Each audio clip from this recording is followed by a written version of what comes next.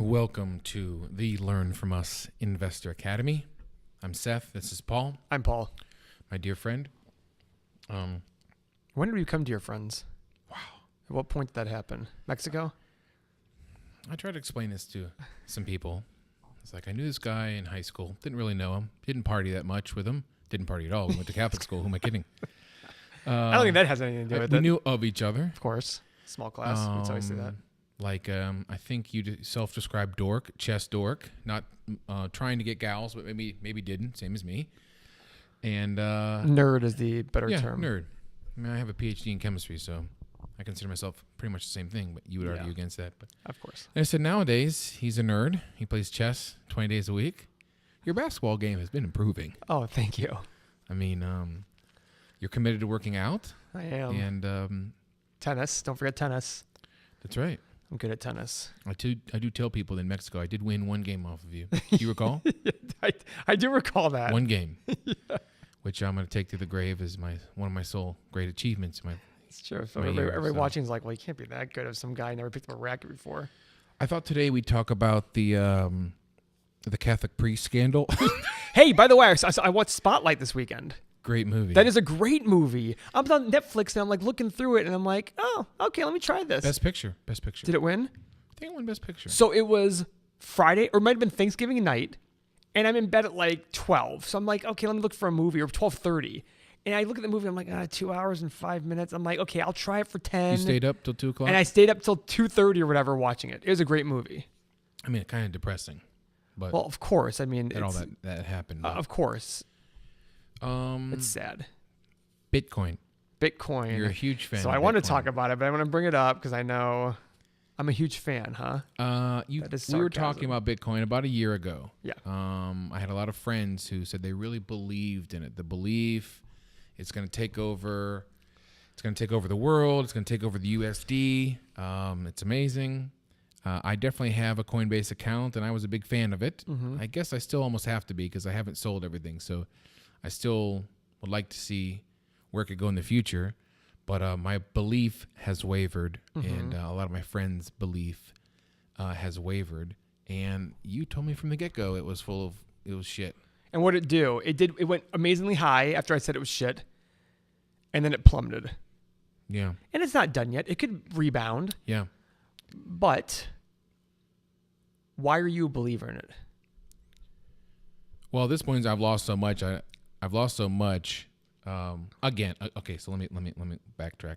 I went into this the very first time I bought some. I was throwing money to the wind. Thought it'd be fun. If it went up, that'd be great. It did. Didn't sell at its peak, and I was hoping for more. I'm sure most were. And now that it's plummeted back down, I'm still fine. I know there's a lot of people who aren't. I'm still definitely fine with this. It's just kind of funny. And I've had a lot of interesting conversations. I guess I paid a lot of money for these interesting conversations about Bitcoin, cryptocurrency, and other things. But so I'm still in, not astronomical numbers, nothing that's going to hurt my family, my kids, or my situation. But I'm hoping something might happen. Obviously, I might be a little more inclined to sell, instead of hodl. But you mentioned very early on that it was going to be a bubble. I think I said it was a bubble already. Yeah. And the reason being, what is it? Well, again, I think I had struggled defining. I mean, a lot of people still struggle defining what it is. So what did that alone tell you? Yeah, you bring up this quote from Warren Buffett. No, I'm sorry. It was a cocktail party story. Yes. You bring up about Peter Lynch. Tell it to me again. Peter Lynch has a saying. He says, I know where the market basically sits at any time by when I go to a cocktail party, what's being said to me. If people feel sorry for what I do, it means it's time to buy. Because I'm in such a bad business, things are so down, they feel bad for me, it means it's time to buy. If people are indifferent, it basically means stocks are probably worth what they're worth. If people are telling me what stocks to buy, it means stocks are overpriced. Because the average person shouldn't be able to sit there and understand a company well enough to say, is it a good buy or a bad buy? And I looked at Bitcoin. That was one of its issues. There were many, many issues behind it, but one of its main issues was I had kids in high school when I teach them trying to tell me how blockchain is the future. And when I said to them, what's blockchain? They said, well, I don't know, but it's the future. Well, blockchain is something. It has to do with security and all that stuff, whatever it is. It is something, and the technology is something. But just because the technology exists doesn't mean everything that's attached to it should be worth $1 billion, whatever it's an astronomical amount. What is Bitcoin? It's a digital currency. What's behind it? It's no different than if we had baseball cards. In fact, I'd rather have a baseball card than a Bitcoin. I'd rather have a Honus Wagner baseball card than $25,000 worth of Bitcoin. Because at least a Honus Wagner is unique. Somebody's going to want this for some reason other than just the money. Well, people were telling us that Bitcoin was unique. They're only going to, they're only going to mine, they were only going to mine a certain number of coins. I mean, I think I had friends like looking who started mining. They were buying computers and investing a bunch of stuff. And you sent me that text earlier this week about how like most of those cryptos are falling 60, 80, 90% this year. Yeah, it's crazy out there. I mean, I bring up the cocktail story because I definitely had people who never spoke about any investments at all. And they're like, I got to get into Bitcoin. Can you send me your referral code? How do I do this? And it's like, so I saw that.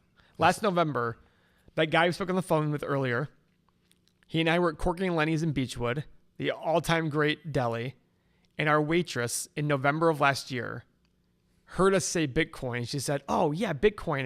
I tried to buy some the other day with my credit card. And we just looked at each other and shook our heads. And Michael, the other guy, looked at her and said, credit card? He's like, yeah, well, I don't have the money for it, so I just want to buy some because it's going up. Complete sign of a bubble. The waitress, and I'm not trying to demean the job, but the waitress at my restaurant was putting her Bitcoin on her credit card in order to buy some. What could be more bubblicious than that? And by the way, it went up from there. It was at 10,000 in November, and then it finished at 19.5. It got to 19.5 in December. Yeah. So it doubled in a month. But these are the things, but I still go back to, but what is it? Bubblicious. You like that? I don't think I coined that term. Wow. That's great, man. We're dropping bombs here. Yeah. This building has a value. It's a building. I can use it for space. It's going to save me money, et cetera, et cetera. What is Bitcoin? Now, the concept of Bitcoin I kind of like, because I don't like the idea of the government controlling all funds and not being attached to gold, et cetera. And people say to me, well, Paul, what's the difference between Bitcoin and a U.S. dollar? Well, the U.S. dollar at least is backed by the U.S. government. And if we have a problem with the U.S. government, we probably have a lot more problems in the world. Yeah. And guess what Bitcoin's going to be worth? Zilch. At that point, guns and food is going to be worth a lot of money. Yeah. Right? That's all that's going to matter. Go ahead. Well, I was going to say, you make great points. At the same time, I was getting interested in Bitcoin like all the other idiots out there. No, I mean, maybe we're not idiots. Maybe we're going to look back on this in 10 years and be like, we should have bought more. Oh, yeah. But at the same time, I own a Tesla outside, which I'm hoping I can afford, right? And I was also in love with what Tesla was doing. Of course. And it seems like you were right about that as well. Well, it's jumped back up. I owned a lot of Tesla stock, and you were very adamant about the health of the company. Mm-hmm. And I bring this up because because Elon came out with a recent interview on Axios, some HBO news show. Seems like he gave a couple of the guys, whoever's on that show, I don't know much about it, but it seems like it wasn't a very well planned out interview. It seemed like Elon, I don't know if you saw it, but Elon was very busy and it looked like he didn't really give a shit about them. But the main quote that came out was that he was sleeping at Tesla working on the Model 3 line, which I have out there. And that Tesla was single digit weeks from completely folding. And you told me that a year and a half ago. I told you a year and a half ago. They don't have money in their account to pay their bills. And they have to take on debt in order to pay just operating bills. Now, he says we got through it and we're probably going to be cash flow positive for the rest of the time. Great. But my whole point is, why did we give a value in a company bigger that was 1% the size of Ford in terms of number of cars sold, and we give them the value bigger than Ford, and they were weeks away from declaring bankruptcy? I look at that saying, that's where the disconnect comes. Even if Tesla makes it, you look at it and go, but we still valued it more than Ford at a time when they were weeks away because their one car couldn't get launched. I look at it going, is that really worth $60 billion? I think at the time they had less than maybe only 500,000 total cars on the road, where Ford's producing, 2-3 million a year? Oh, at least, yeah. Yeah. I mean, so I look at that saying, hang on a second here. We're talking about a car company that produces 1% essentially of what Ford does. We valued it more than Ford, and they were on the brink of bankruptcy, and Ford's got cash flow positive. And guess what? If Ford wanted to go sell its logo, it could probably make $30 billion just selling its logo. The brand alone's worth how much? Yeah. I'm not saying I'm always going to be right on those. But if you give me 100 of those Tesla situations, you're going to end up losing your money in 95 of them, all your money. So the other 5 have got to make how many percent for to even make up for that? It's got to make 20 or 30 times your money to make up for that. Well, I listened to you. I sold my Tesla stock, and then it went down severely. And now it's back up A little bit. when they hit their their quarterly. Yeah. when they made profit. But at the same point, the problem with companies is the great thing about the world is the thing that sucks about the startup world is the second you start making money, they care about how much money you make. But if you're not making money, look at all this potential. Pretty soon, Tesla's gonna have to start talking to investors saying, "Oh well, our margins are kind of the same as Ford and GM. Our margins are the same as Honda, and we don't make as many cars as them." People are gonna be like, "Well, wait a second. If you make 1/10 the cars and your margins are the same, we're gonna value you at 1/10 the amount." But right now they're valued higher than those car companies. So there's still going to be, even if Tesla succeeds, which I think it will, and I think it's a phenomenal company, and even with their bankruptcy, somebody was going to buy them and make them the car company and still going to have a good car company. Yeah. They're a great car. Elon Musk is a genius, but it doesn't make the investment a good investment. And eventually there'll be a come to head where you go, maybe it's not really worth $345 a share. Maybe it's worth $50 a share, whatever the number ends up being. Mm-hmm. That's the kind of investor that I am. What's behind it? What's behind Bitcoin? What's behind that company that's doing such a great job out there? Is this a huge GM layoff this week? Is this something that you that like I wouldn't say concerns you, but is this just another blip of a status quo, or is this actually something that like is significant?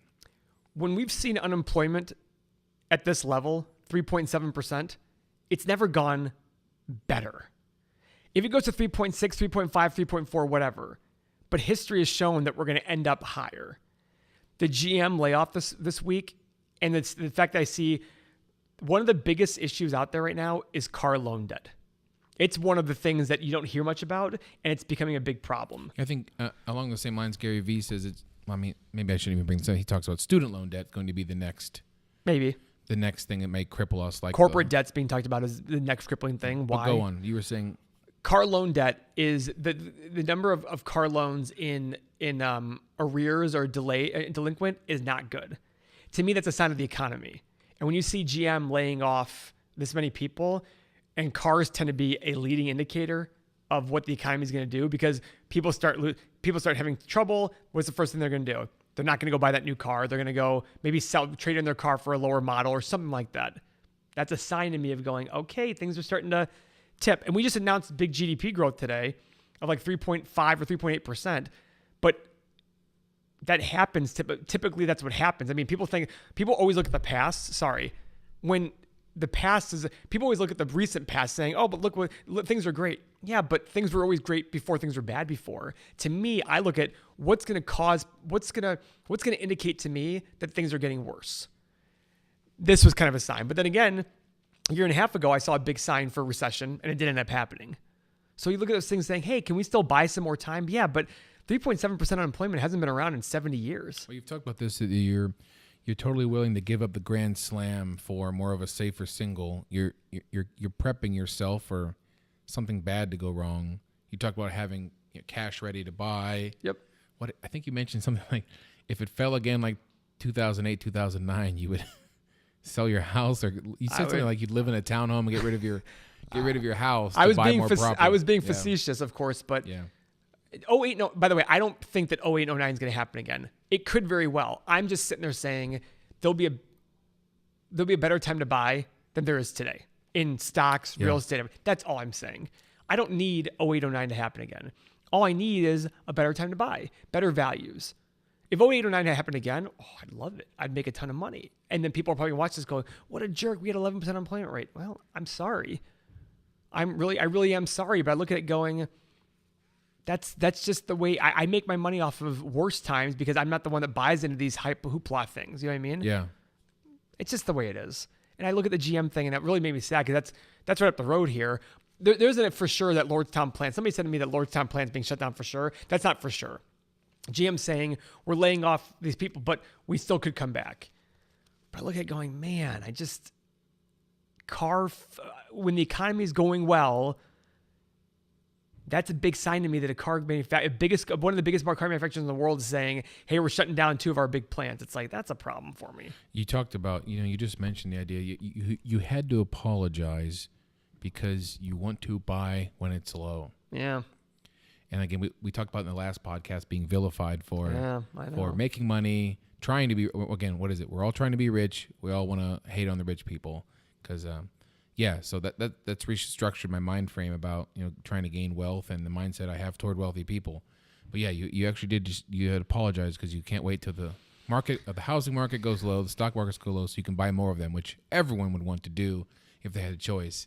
But like you said, jumping on the bandwagon and hype, with Bitcoin, with real estate market, people are looking to buy when it's more expensive, which is why you've done well, and a lot of my other friends haven't. Well, remember the guy we had dinner with? Yeah, I did. I give him credit.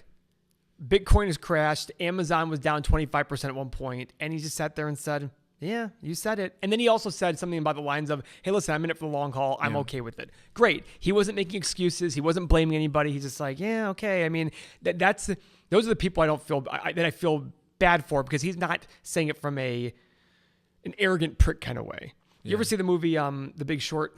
Oh, yeah, I love that movie. Great movie. So in it, Brad Pitt's like this holier than thou but wealthy guy. And they're walking down the hall and they're like the 2 kids are high-fiving each other. He's like, do you guys realize that the suicide or the death rate goes up by X amount? 10,000 people die for every 1% unemployment growth. He goes, we're going to make money because people lost their houses and their jobs. That's why I apologize, because I'm not trying to sit there and say, nah, I made money, you didn't. No, I'm just sitting there saying, listen, the unfortunate part of my job is I've got to wait for those bad times to really make a score. Now, I do believe that gives opportunity for people. People who work in this company are going to do better, and their lives are going to be better financially. And there's going to be people like during the 0809 crash, we gave jobs to a lot of people who were construction workers who didn't have jobs anymore. Mm-hmm. I feel good about that. What I don't feel good about is when times got better again, they told me to go F myself because I wasn't paying them enough. I was like, well, wait a second. When you were literally destitute and said, I don't have money to put on the table for my kids, you would love me. Now all of a sudden, because I'm paying you a better wage than back then, but it's not as good because the economy's turned around, I'm an asshole. Guess what's going to happen? If the economy falls again, you come to me, guess what I'm going to tell you? Mm-hmm. And that's not me being a jerk. That's me sitting there saying, listen, you can't bite the hand that feeds you. I'm going to go give it to the people who stuck with me saying, you know what, Paul, because there's somebody in this office who got a job from us when times were bad, and he could make a lot more money. He goes, nope, you were there for me when times were bad for me. I'm going to stick around. I said, thank you. And I look at that going, that's the kind of thing I want to do. I'm not trying to make money off people who are genuinely good people. I'm just trying to sit there and say, listen, my job is to maximize my returns. And hopefully over time, that will do better for the U.S. economy than if a lot of people do it, than us allowing these bubbles and crashes to happen. I mean, but they will happen. You talk about this with real estate, and you've got my mind fixated on the idea of like, well, why don't I stockpile some money right now, wait till this real estate blitz calms down a bit, and then try and get my hands on some stuff. That's a great idea. Yeah. It's a great idea. I'm currently losing out on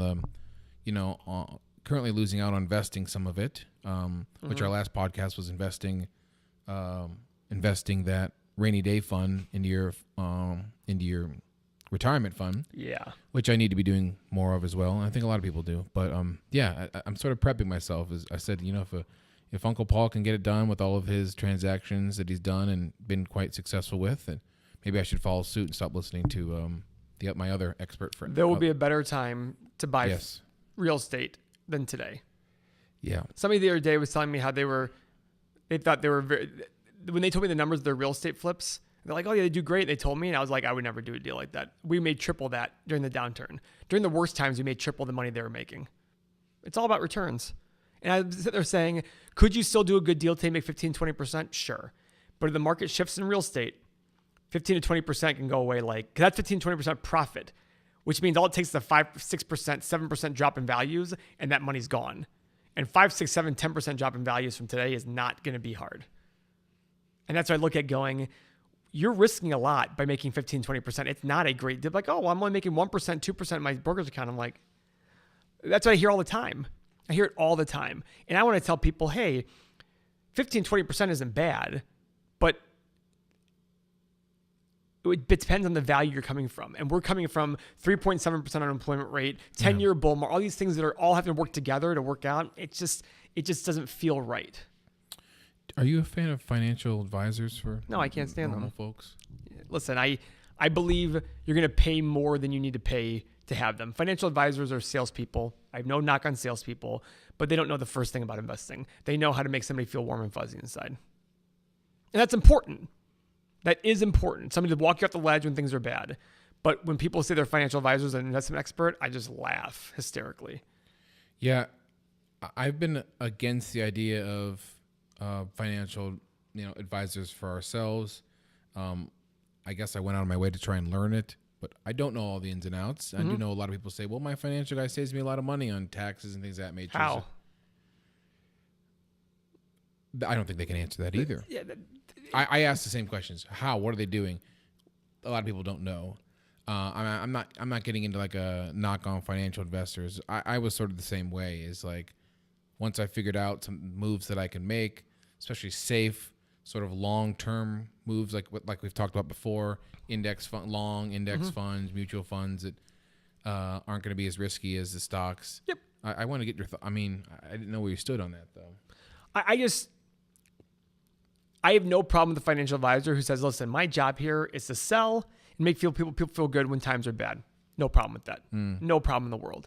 I do have a problem when they say like, oh, I understand investments. I once had a financial advisor use the word depreciation when talking about a life insurance policy. And I just stopped and looked at him and I said, what the fuck does depreciation have to do with a life insurance policy? And he literally stared at me, and the other person in the group, Darnell was actually there, looked at him and said, you should really know what you're talking about before you talk to Paul. Because I literally was the first. I'm the kind of person who goes, what the fuck does depreciation have to do with an insurance policy? What are you depreciating in an insurance policy? And he literally sat there. I might just sit there saying it. He stuttered. And I was like, give me a break. And he never brought it up ever again. But the reason I said that to him was because he got combative with me to start. When he said my dad was stupid for not having an insurance policy. My dad doesn't believe in life insurance.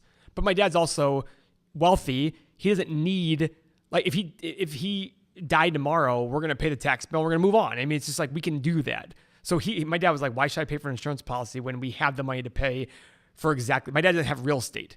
So there's things like that. But financial advisors in general have a unsubstantiated confidence in their understanding of investments. Like most things. To you, if I have a camera in my hand, does that make me a camera guy? Does that make me a photographer? Of course not. Just because you sell financial products doesn't make you a financial advisor. They're the same guys who are telling you, go have a rainy day fund. And I debunked that in about 4 seconds. Yeah, I mean, I just lost my mind because you brought up the rainy day fund. I'm sorry. Yeah, you talked about. Oh, I know what you're talking about. I had a large portion of my retirement in Amazon stock. Yes. Up till about 6 weeks ago. Yes. And it wasn't because. It wasn't because I willingly chose. I know, it did phenomenal. It did phenomenal and ended up becoming a large portion of my retirement. And what I tell you, I'm like, take some money off the table. Yeah, so it was around 1752. It dropped a bit, and you told me that it was probably not wise to have that percentage on an overachieving stock. An overpriced stock. Explain the overpriced bit again. One of the most expensive stocks out there. The amount of money it would take to buy $1 of Amazon earnings was about 4 times the amount that would take 5 times the amount it would take a normal company to earn. Can you put that in so normal people let's language? Let's say a company gives you $1 every year in profit, hands you $1. Mm-hmm. You should be willing to pay $15, $18 for that. That's what I make with Learn From Us, by the way. Yes, yes, exactly. We send you a check every day for 17 cents. Yeah. With Amazon, that same $1 of earnings was costing you $100 to buy. So people make the argument of, well, Amazon's fast growing. You realize it does over $200 billion in revenue. How much faster can it grow? How much bigger can it get? It does $250 billion, $220 billion in revenue. It's pretty big. It's not going to triple in size tomorrow. So people are paying these premiums because it has so much potential. No, they're paying the premium because it's a cool company. Great. It's cool. I love it. I buy everything from Amazon. I go on Amazon for everything. but it doesn't make the stock good. And I was told you Yeah. it's overpriced. We're at the tail end of a really strong bull market. And what happens to those overpriced? They're the ones that get hit the most. And if you saw, Amazon hit 2050. And when the stock market started to waver, the market went down 9%. Amazon went down to 1450, which is a 28% drop. So what I say, all the most overpriced stocks, the FANG, Facebook, Amazon, Apple, Netflix, and Google, they're called FANG stocks. They dropped more. They dropped over 20% when the market fell 9%. Because in every bull market, the hot stocks go the fastest. But when the bear comes, those hot stocks are the ones that drop the fastest. And I was telling you, listen, you've made your money. I did. Take off the table. I didn't tell you to take all of it off. I just said put an amount that you're okay losing. Few percentage points, in my opinion. I think it was like 30% of your portfolio at one point. Yeah, it was. Again, like it. Because it skyrocketed. I bought some when it was very, very cheap. And very low price, not very cheap. Relative, right? Yes. Low priced.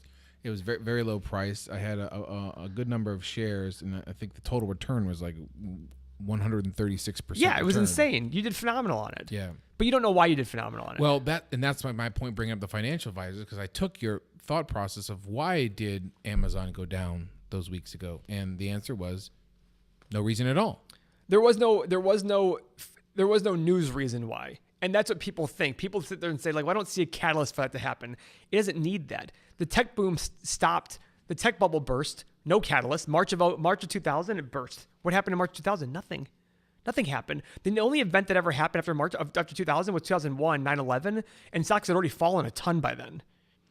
It just overpriced, overexuberant stocks. Eventually, people just go, wait a second. When they meander along like this for a while, eventually they're sitting there saying how we can get big bursts. Amazon just had the best Cyber Monday ever. Mm-hmm. Astronomical. And guess what? They're still under $1,700 a share. Yeah. I mean, they've rebounded since that 1450, but they haven't beaten 2050. If they had the best ever Cyber Monday ever, why wouldn't they go way higher? And that's what our friend we had dinner with, who works at Amazon, he that's when his reality started setting. Like, wait a second. He said it about Amazon Day in July. He goes, it really bogged my mind. He's like, we had the best Amazon Day ever, and the stock did what? Nothing. He's like, shouldn't it go high? Mm-hmm. And it didn't. He was just like, oh, that's weird. And that's when he started to realize, like, stock prices and news don't exactly correlate. Because if you keep doing that forever and ever, eventually you're going to sit there and say, wait a second, why am I going to pay $10 trillion for this company? At some point, you got to draw the line. And to me, I look at history and say, hey, over history, a stock will sell for around 15, 16 times earnings. Why is Amazon selling for 100? I think it's like 89 times earnings now. But at the time, why was it selling for 100, 110? Because it has a lot to grow. It's a $220 billion in revenue company. Where's it going to go? Walmart does $500 billion. I look at going, could it double? Sure. But even if it doubles, you're still going from 100 times earnings to 50 times earnings. It still doesn't make sense. I'm sitting here thinking that you ever see the SNL skit and where it's Matthew McConaughey in the car and he's like, I'm just going to sit here and roll this booger. It's Jim Carrey impersonating. Yes. Yeah. So I'm sitting here rolling nothing. That's true. What is it like being a Michigan football fan? Now, I know you told me not to bring this up. I didn't say anything last week. I texted you during the game. Hey, we playing poker this week? Are we playing basketball? Yeah, that was probably the worst time to text me. Well, I lost a bet to somebody that was made 4 years ago. And he texted me right after the game. I said, take me to collection. Knowing I was going to pay him. And he got upset going, oh, that's like big surprise. Look at my shock face. And I said to him, well, listen, I'm paying you, but you don't send it to me after we got blown out in the one game that we were favored in 18 years or something like that. I tried not to say a word. I mean, you were very adamant if friends say things to you, but I think the dust is settled. Yeah. And it's bad. I just feel bad. Why do you feel bad? You know, I'm not a big fanboy. I went to Ohio State and for grad school. But being Browns, Cavs, Indians fan, it's definitely no one's been calling us bandwagon fans for a while.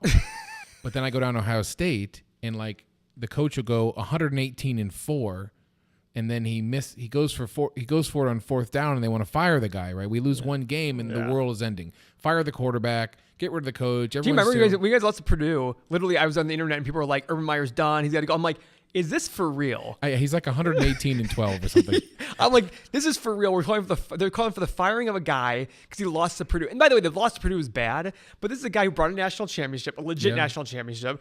He's 7-0 against Michigan now. I'm like, we're really talking about firing the guy when he was 6-0 against Michigan at the time. So I'm just not used to being in a place where the winning is expected, not like welcomed. It's just expected. And so, but man, I don't even know what it's like to be a fan. You guys. So if you look at the history of the rivalry. It's even, right? It's just we're still up, but forget about that. Okay. It goes in ups and downs.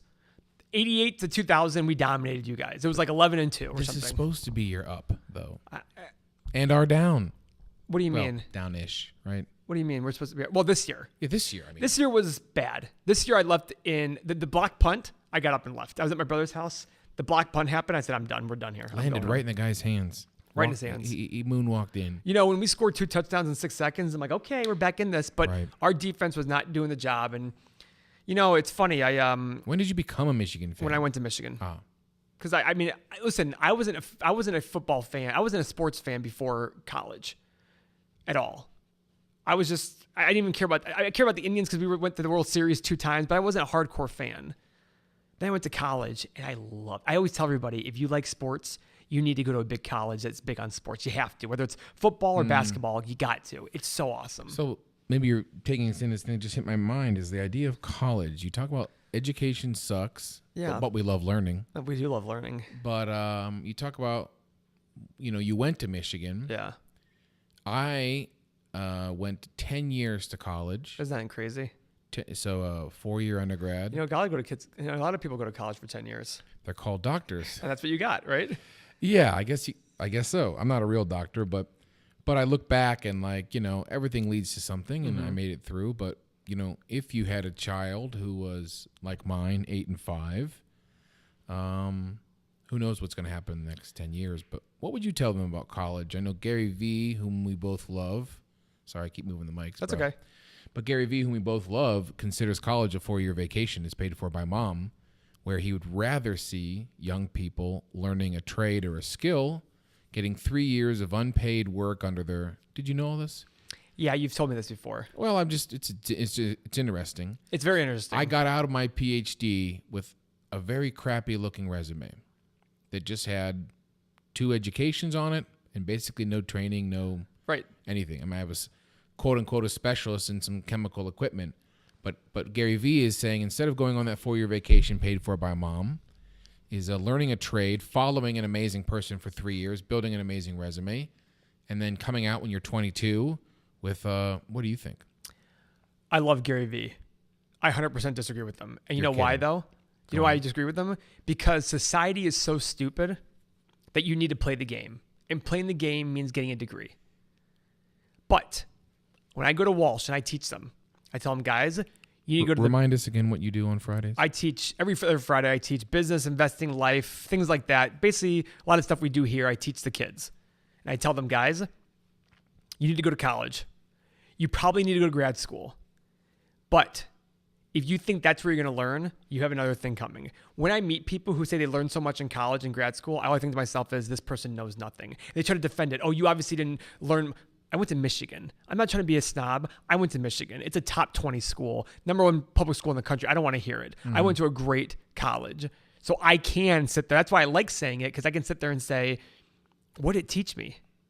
The only thing it taught me was when I calculated that return. Compounding interest, yeah. I know how to do that because I know the equation. I still don't. Finance 147. I still remember it from high school, from college, I mean. How much stuff did we forget over these years? I forgot it the first year I left. College proves you can learn. You need to play the game. You need to play the game. The college gave you the discipline to... No, it didn't. Next question. Really? What did college... Listen. I mean, I played sports in college. I did better on my grades during the season than without. Yeah. And I guess it taught me the discipline of working. Was that college or that sports? I thought it was maybe a mix of both. Maybe so. It got me ready. I think Walsh, a college prep school, got me ready for college. Absolutely. I saw people who went to, the public school that I probably should have, and college was harder for them. Yes. Now, a mutual friend of ours, Rob Navoa. Can you say his name on here, or you have to bleep that out? I don't know his criminal record, so No, he's a dermatologist at Stanford now. Stanford. Does well. Very well. Very yeah. smart guy. He called me one night and said, "Hey, turn on Sirius XM medical channel. I'm being interviewed." But where was I going with that? You know, Harvard grad, Harvard med. Undergrad and medical school. Yeah. I love him to death, but he would own up to this, as I remember. I always say this about him. Go. He hates Walsh, and he said the public school was better than Walsh. He's always said that. Well, listen, that's not where I wanted to go with that. Oh, okay, I'm sorry. He had a rough transition going into that, I think. Oh, I didn't know that. Just not having a lot. All of us went with not having a lot of friends. And, correct. But the point was, you know, he also went to school a very, very long time. Yeah. And Harvard Medical School, back-to-backers. But there was something about he was younger than us, so he couldn't drive. And I remember in high school, he got accepted to Harvard, and I asked him one time in the winter, I was going to pump gas. I had to go in and pay. So, hey, man, will you clean those windows? I walked out and he had the window wiper in his hand. I have no idea how to do this. I don't know if he'd fess up to that today, but he's a mutual friend of ours. That was always a funny story. So, yeah. So when do we learn? When did you learn? If it wasn't at Michigan. After college, I honestly,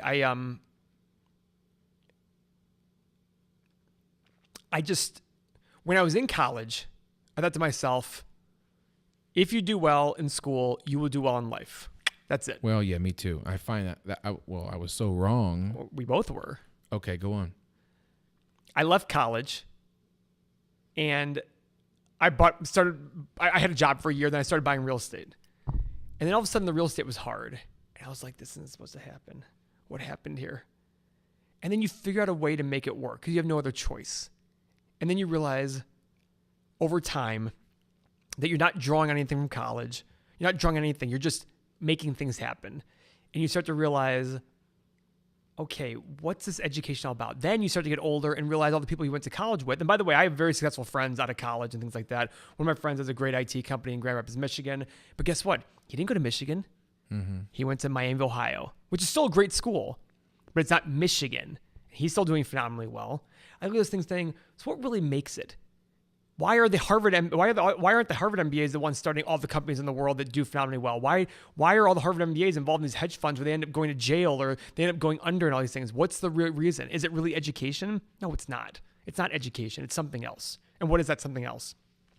I think it's hustle and getting things done. That's what I've realized. Yeah, so going back, I really want my kids. You talked about your real estate. I was always shocked to hear, like, your first real estate deal, you said you bought for $7,000, right? You bought a seven. No, I bought it. I only put $7,000 down. Yeah. I'm sorry, I misspoke. It was like a $70,000 property. Yeah. 10% down. And I was like, gosh, I'd love, my wife wants our kids to go to college. I'm sure they're going to go to some sort of college prep school.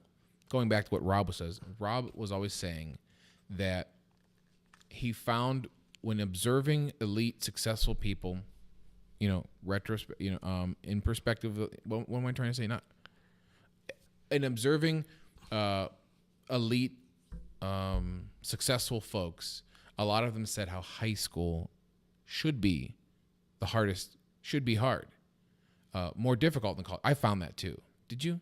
Did I find high school harder than college? High school was harder than college. And because of that, or I guess because of a college prep, made college easier. So looking back at college, I think during college it was harder than high school. But I also don't, that I look back at it now though, I wasn't as disciplined in college and studying as I was in high school. In high school, every night I had my note cards out, I was doing it. And then when I went to college, I thought to myself, I did it in high school, I'll do it here. I didn't study like I did in high school. Well, yeah. If I had studied, I'd agree with you. I think high school would have been harder than college, but college was harder not because of college, because of me. I didn't study like I used to. So going back to what you said about the real estate, I guess maybe my goal is to have my kids go to college while at the same time in their spare time, instead of grabbing ass and dicking around, is maybe, work with me on one of their first houses, or at least have enough money to maybe. Do you want a secret? They can grab ass and dick around while also helping you out and going to college. You're probably right. There's 168 hours in the week. 168. There's plenty of time to do a lot of things. When I hear college kids say to me, "Oh, I'm so busy," I'm like,